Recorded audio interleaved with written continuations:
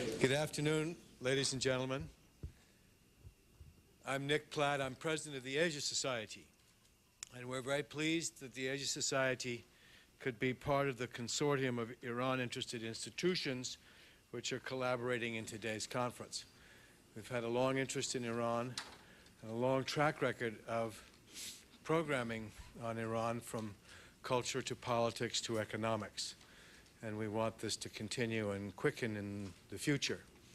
Our next big cultural event, which we're now planning on, is a big exhibit of Safavid art, which will take place in New York in 2002. But we're hoping to do a lot of things in between.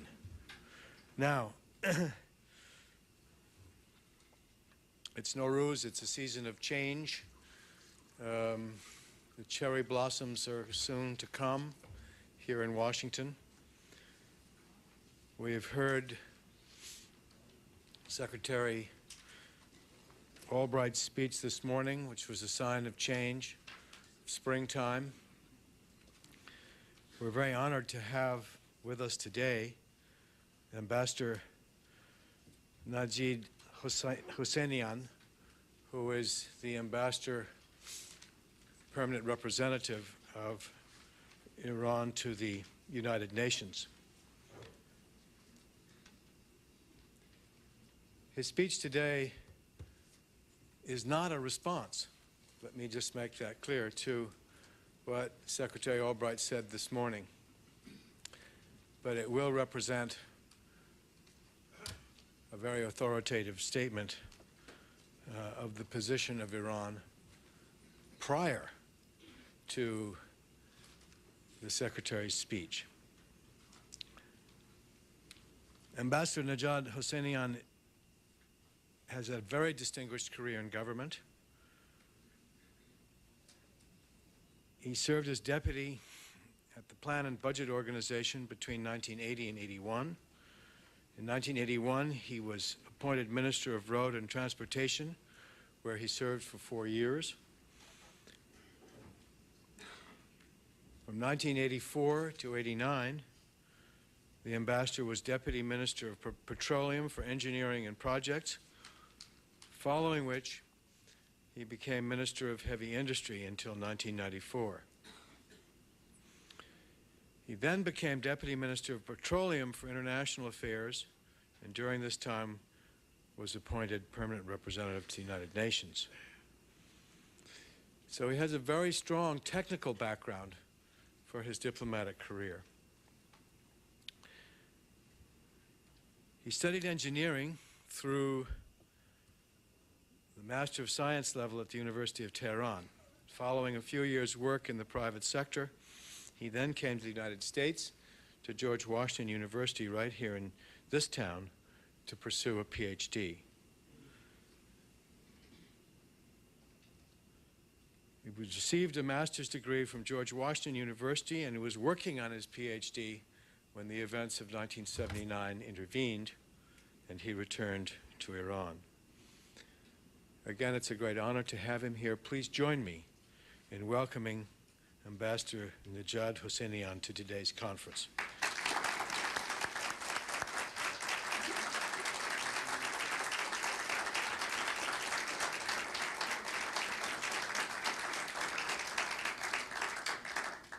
Thank you.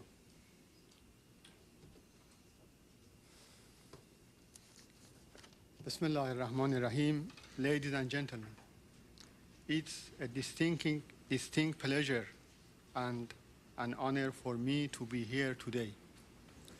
I want to thank the Asia Society, the Middle East Institute, Georgetown University, and the American-Iranian Council for organizing this conference. I wish to especially thank Ambassador Platt, the President of the Asia Society, for inviting me and for his kind introduction. I also want to congratulate you all, not only for organizing this important meeting, but also for your general effort aimed at public education and enhancing mutual understanding and respect for diversity at all levels. These days, are auspicious for many reasons. Yesterday was the most celebrated day of Muslim holiday, the day in which Prophet Abraham, peace be upon him, the patriarch of all monotheistic religions, was relieved from going through with the offering of what was most dear to him to God only because of his submission. I wish to express my congratulations to all, including American Muslims, on the occasion of Eid al-Adha. Another reason for the importance of these days is that we are approaching March 20th, the Iranian New Year, and the beginning of spring and the awakening of the nature. I see a lot of familiar faces of my compatriots who are an asset to both the Islamic Republic of Iran and the United States and could each act as goodwill ambassador. Since most everybody who is present here is somewhat familiar with Iranian culture and heritage, I cannot but take this opportunity to express congratulations for the coming of Nowruz, the Iranian New Year, and the beginning of spring. Nowruz, which literally means a new day, is the jubilation of a nation and of the earth. It is a new beginning for both. Nowruz signifies a new experience of life for the Iranian people, a new experience of joy, happiness, growth and flourishing, a new day to celebrate friendship and reconciliation, a new day to cleanse the soul of all enmities, a new day to make peace with each other and with nature.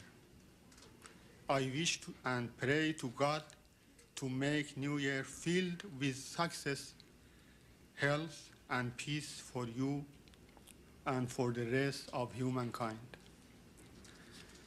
The announcement this morning by Madam Secretary Albright about the decision of the US government to ease the ban on import to the United States of some Iranian goods and other initiatives make today an interesting one in US-Iran relations. It is positive in the sense that the administration has decided to ease part of the sanctions against Iran. Nevertheless, it is not yet certain in the minds of Iranians whether it will constitute a precedent to lift all sanctions that were placed against Iran, primarily due to American domestic politics in the first place, including, ironically, those renewed this past Monday by President Clinton. Notwithstanding the fact that the statement this morning contained some of the old allegations against Iran, a factor which we recognize as the result of conflicting tendencies towards Iran among US policymakers.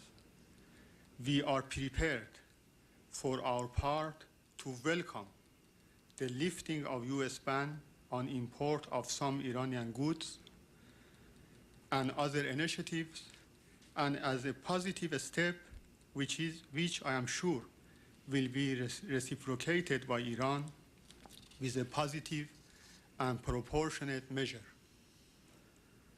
But the prospect of US-Iran relations are still heavily contingent on American willingness and ability to change its policies towards Iran. In this context, reassessment of American past policies towards Iran and acknowledgements of its shortcomings would certainly contribute to lowering the wall of mistrust. Allow me now to turn to the developments in Iran. It is interesting to note that the feeling of happiness, hope, and being alive that we always experience in Iran when the new year, the spring, is approaching, resonates the general mood in Iran as a result of the increasing momentum for change and reform. However, unlike the feelings induced by the new year, which would begin to be subsumed by everyday problems of life, the feeling of being hopeful and effective to chart new territories and the demand for greater public participation, change, reform, and greater freedom can only become stronger and stronger. These are among the very objectives of the Islamic Revolution. The current trend for reform and change are the integral part of the continuing revolution in Iran. Many upheavals in the past years, like the imposed war by Iraq against us, and the undeclared US war against Iran, and the declared sanctions to undermine its development, had to some extent delayed the process of reform and openness in Iran. In this context, I wish to stress that our democracy is maturing, and the sense of stability and confidence among both the senior officials and the population has reached a level that provides us the latitude to be self-critical, take more advantage of opportunities for improvement, practice the egalitarian principles of the Islamic Revolution, and our own style of democracy. We are still in a learning process and in the process of forging national consensus on the pace of the change and reform in Iran. The direction of these reforms and changes is determined by our citizens. The leader of the Islamic Revolution, Ayatollah Khamenei, has repeatedly underlined the imperative of active participation of the people in shaping the future of Iran with their own hands. I wish to emphasize that this process is irreversible, and it will be non-violent. It is irreversible because of growing public participation stemming from demographic changes, increasing urbanization, a higher degree of literacy and education, a greater access to diverse media, and the expanding information and communication technology in Iran. The process of reform will be non-violent, since Iranian culture and civilization are foreign to the concept of violence. The recent assassination attempt against Mr. Saeed Hajjarian, an advisor to President Khatami, sad and unacceptable as it is, like previous instances of political violence, will be recorded as an aberration of the rich Iranian culture and a futile attempt that will have no effect on the process of change and reform. The leader of the Islamic Revolution and the President have condemned this assassination attempt in the strongest term as a terrorist crime and have called on law enforcement officials to leave no stone unturned for a thorough investigation and prosecution of the criminals. More than 20 national elections and discourse rather than violence and force are the proven method of effective operation and the driving force of domestic change in Iran. Much has been said and written about Iranian politics, particularly following the election of President Khatami 3 years ago, the election of local government governing bodies, and the recent parliamentary election in Iran. This issue and its ramification for domestic and foreign policy of Iran is the subject of discussion in the two panels organized here. I am sure the significance of this election and the composition of six Majlis, as well as the public excitement it has created, would be adequately addressed in the two panels.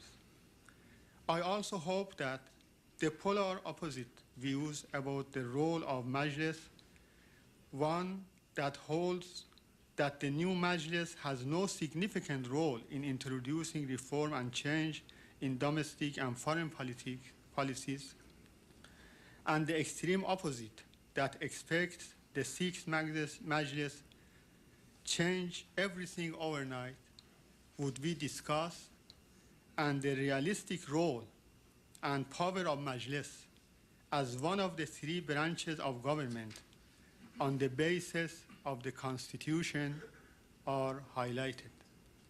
Therefore, I will not dwell on this issue at a great length. President Khatami's landslide victory in the presidential election in May 1997 caught everyone by surprise. The winning of the majority in the recent Majlis by supporters of President Khatami was less surprising, but likely to give rise to over-expectations, both at home and abroad, that analysts and policymakers should guard against. We should remind ourselves over and over again that change comes gradually.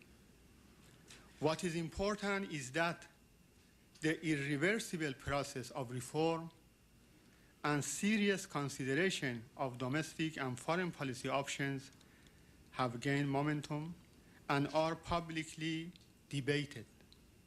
Iran has been making a steady progress in domestic issues of greater freedom and participation, tolerance, transparency, accountability, and economic reforms. I believe this homegrown trend of reform in Iran will continue to influence Iran's foreign policy agenda as well. There is a synergy between Iran's domestic agenda of reform and foreign policy of dialogue, detente, and peaceful coexistence through acknowledgement of a balance of legitimate interests and on the basis of mutual respect and sovereign equality of states. Any progress to set back in one would directly affect the other. Iran, under President Khatami, has had remarkable success on both fronts in such a short span of time. The election of the sixth parliament is the latest confirmation of domestic successes of his administration. Iran has also made considerable progress in carrying out its foreign policy decisions. Iran has improved its relations with all of its Arab neighbors and continues to engage them in confidence-building measures.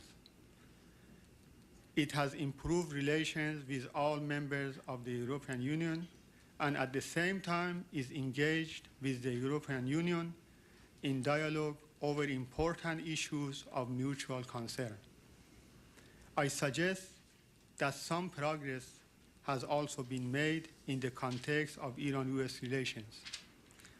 The cultural exchange between the two nations has a significant potential to enhancing understanding and mutual concern. However, despite the expressed American support for people-to-people exchange, Iranians visiting the United States continue to be treated as common criminals.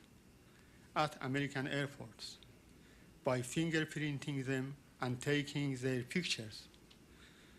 This discriminating and degrading treatment is personally humiliating, and in the final analysis, it may prove to be a disservice to the objectives of people-to-people change.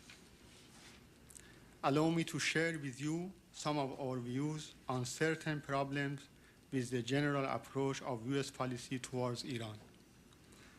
Our contention is that despite the reiterated American position that it is ready for government-to-government talks, the US government seems to be no more ready than the Iranian government to hold such talks.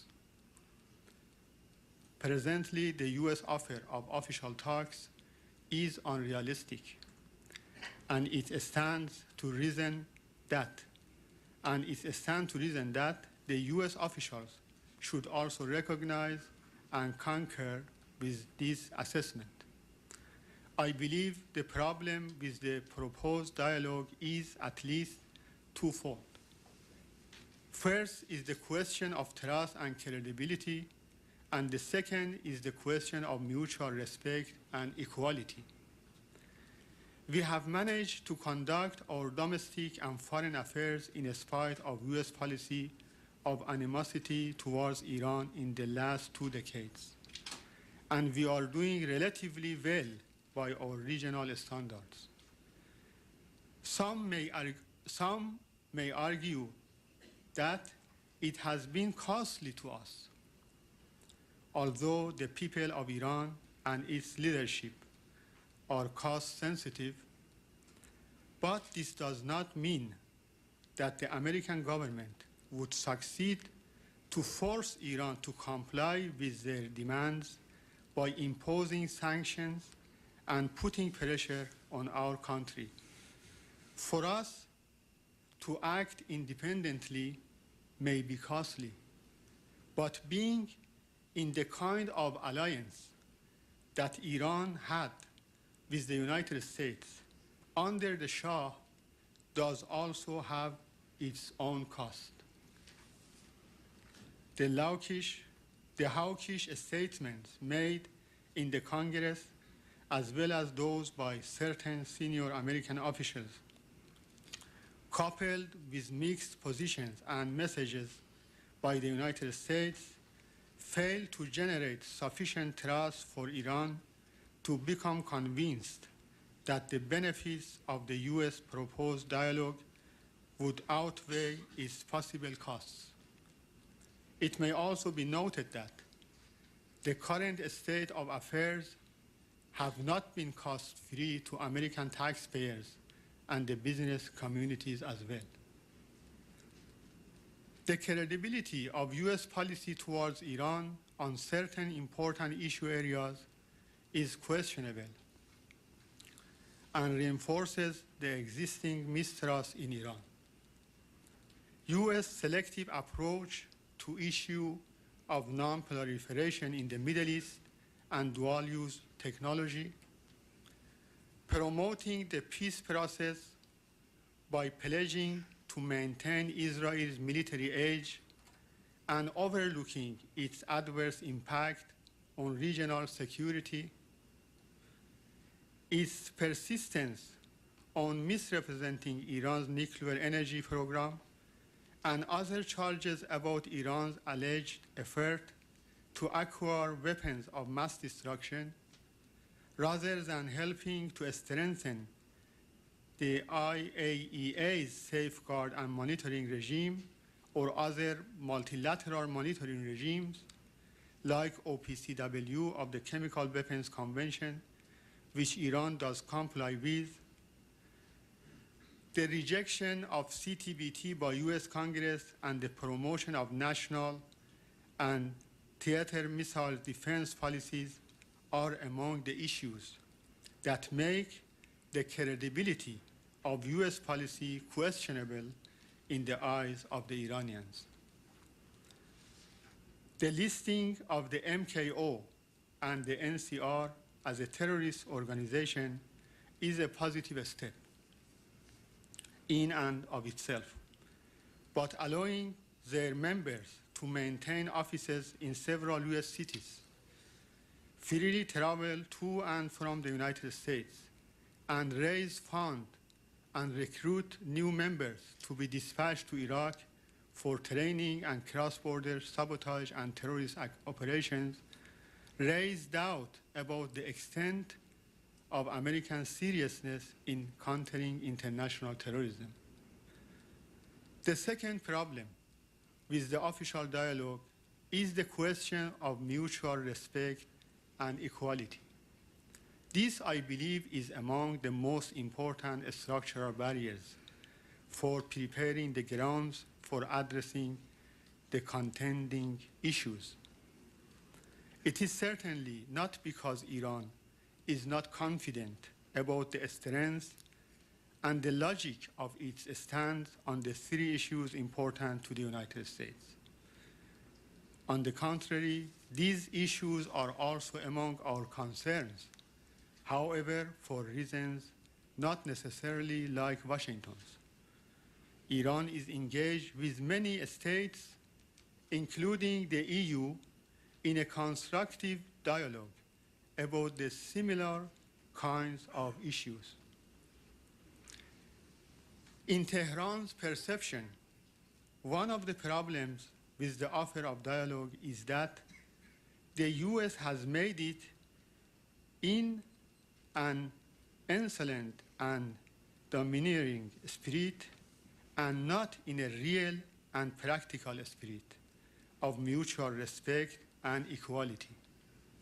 The problem is further compounded once the three issues are raised in a manner which could create tensions in our foreign relations and undermine our national security.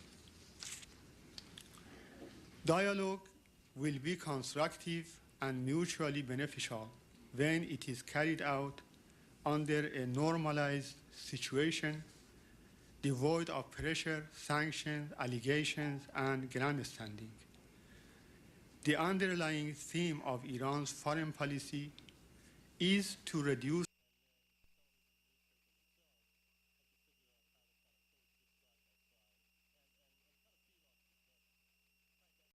national cooperation and peaceful coexistence. In this context, the United States is not an exception. Advocating the idea of an official dialogue under the current situation without paying adequate attention to the existing mutual mistrust, to the prevailing perceptions in Iran about the credibility of the US government position on issues of concern, and to the importance of abiding by principles of respect, of equality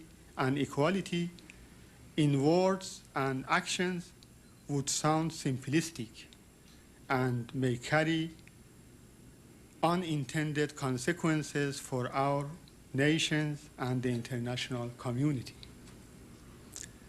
I believe good words and deeds are both important and mutually reinforcing. Iran will seriously consider the steps announced this morning and is prepared to adopt proportionate and positive measures in Iran. I wish to stress, however, that these steps, important and refreshing as they may be, are insufficient to make a quick and drastic change in the state of affairs between the two countries. We are ready to reciprocate any and all positive steps that the United States decide to adopt in the future as well. The statement of February 15th by President Clinton about the importance of having a constructive partnership with Iran was praiseworthy. We look forward, however, to the day that U.S. government adopts the changes in policy and attitude required for such a constructive partnership. Thank you very much.